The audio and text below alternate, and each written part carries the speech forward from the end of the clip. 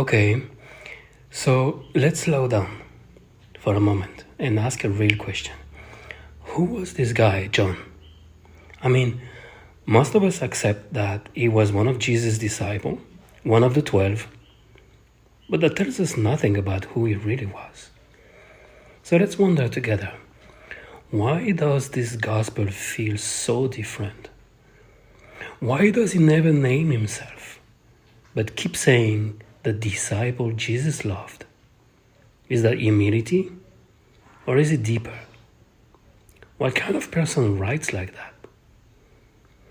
We know from the other Gospels that John was the brother of James, both sons of Zebedee. Fishermen, right? Working class guys. But here is the weird part. In John 18, it says John was known by the high priest. Wait, what? How does a young fisherman from Galilee have personal access to the most powerful priestly figure in Jerusalem? Let's think. Some scholars say his family had business ties in Jerusalem. Maybe they sold fish to the temple. Others go further. Maybe his mother, Salome, was actually Mary's sister. That would make Jesus and John cousin. That would explain the closeness. That would explain why Jesus gave his mother into John's care on the cross. Still, why is he always so close? He's next to Jesus at the Last Supper. He is the only male disciple at the cross. He is the first one at the empty tomb. And in this gospel, he is not telling stories like the others.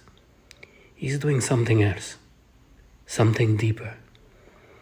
He starts not with Bethlehem, but with eternity. In the beginning was the Word. Come on, whoever thinks like that? That's not religion, that's revelation. That's someone who saw behind the veil. Could it be that John wasn't just a follower, but a mystic? A teenager when Jesus called him, maybe 16, 17 years old, just starting life, but already hungry for more. Maybe the type who sat alone, staring at the sky, wondering what all this means. Maybe that's why Jesus loved him. Not because he was better, but because he listened deeper. So here is what we're asking in this course.